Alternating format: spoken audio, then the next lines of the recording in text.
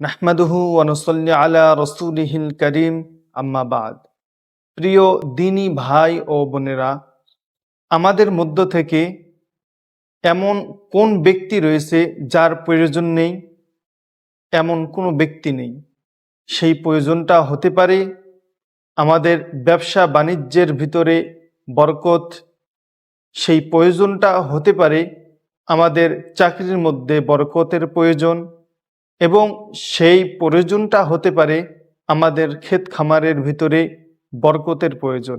এক কথায় আমাদের সব বিষয় প্রয়োজন রয়েছে।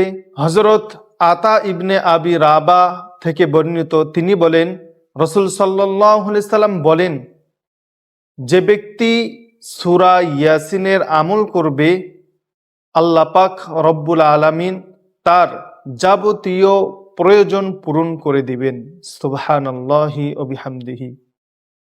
আমরা যদি শুধুমাত্র সূরা ইয়াসিনের আমল প্রতিদিন করি, আল্লাহ তাআলা আমাদের সকল প্রয়োজন পূরণ করে দিবে। তাই আমাদের প্রয়োজন পূরণ করতে হলে সূরা ইয়াসিনের আমল করতে হবে।